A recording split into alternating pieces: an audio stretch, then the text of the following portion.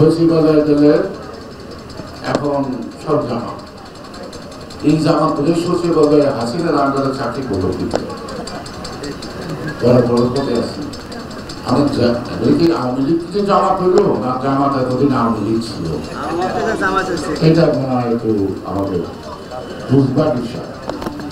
আমি কিন্তু আমার লাভ ক্ষতির কথা চিন্তা করে কথা বলছি, আমি যে সমাজের চিত্রটার কথাই বলতে বাধ্য হচ্ছি।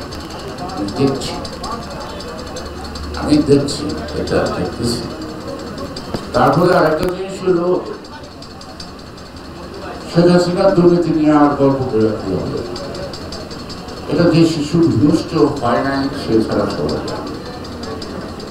কিন্তু এখন যে সরকারের বিভিন্ন পর্যায়ে যেখানেই আছে বা কিছু আছে, দুর্নীতি ঘুষ বাড়ছে না কমছে?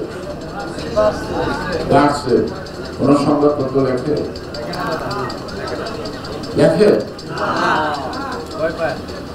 কারণ ওদের পয়সা আমারও দরকার, তাই না?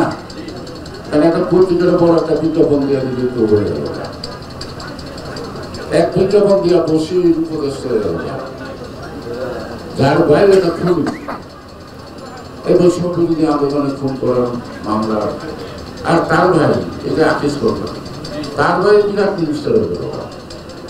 কারণ এই দু একটা নাম করা পত্রিকারে বই হিসেবে বিজ্ঞাপন, এই কারণে। সুতরাং কেন এত কথা আমাদের সমাজে? কোন প্রফেশনাল লোক তো ভালো নাই, সবাই তো নষ্ট হয়ে গেছে। এটা বলেন না সবাই, আমরা এখন ভালো হওয়ার চেষ্টা